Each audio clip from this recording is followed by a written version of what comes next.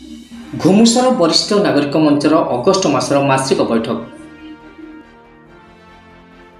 ରବିବାର ଦିନ 10 ଘଟିକା ସମୟରେ ଘୁମୁସର ବରିଷ୍ଠ ନାଗରିକ ମଞ୍ଚର ମାସିକ ବୈଠକ ସ୍ଥାନୀୟ ଜଙ୍ଗଲ ବିଭାଗ ଡାକବଙ୍ଗଳାଠାରେ ଅନୁଷ୍ଠିତ ହୋଇଛି। ମଞ୍ଚର ଅଧ୍ୟକ୍ଷ ତଥା ବରିଷ୍ଠ ଆଇନଜୀବୀ ଶ୍ରୀଯୁକ୍ତ ସୋମନାଥ ନାୟକ ବୈଠକରେ ଅଧ୍ୟକ୍ଷତା କରିଥିଲେ।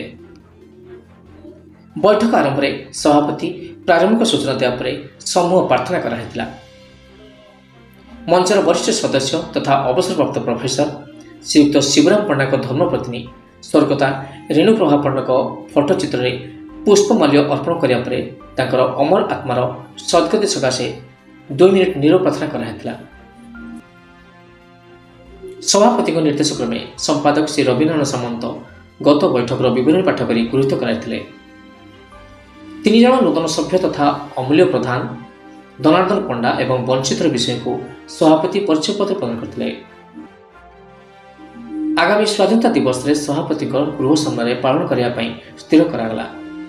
ବୈଠକରେ ରବୀନ୍ଦ୍ରନାଥ ଆଚାର୍ଯ୍ୟ, ପ୍ରତାପ ଚନ୍ଦ୍ର ସାହୁ, ମଧୁସୂଦନ ସ୍ୱାଇଁ, ମାଗୁଣୀ ମିଶ୍ର, ରାମଚନ୍ଦ୍ର ଚୌଧୁରୀ, ଲଡ଼ୁକିଶୋର ପ୍ରଧାନ, ହରିହର ବେହେରା, ଶିବପ୍ରସାଦ ସୁବୁଦ୍ଧି ସମେତ 40 ଜଣ ସଭ୍ୟ ଉପସ୍ଥିତ ଥିଲେ।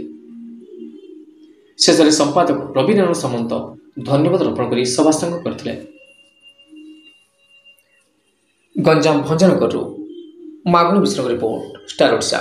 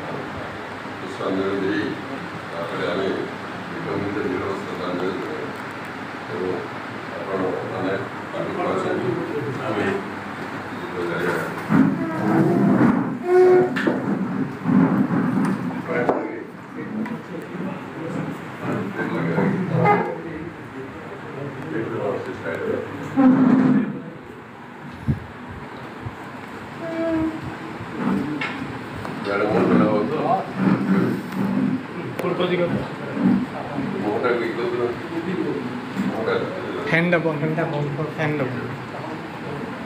Yes,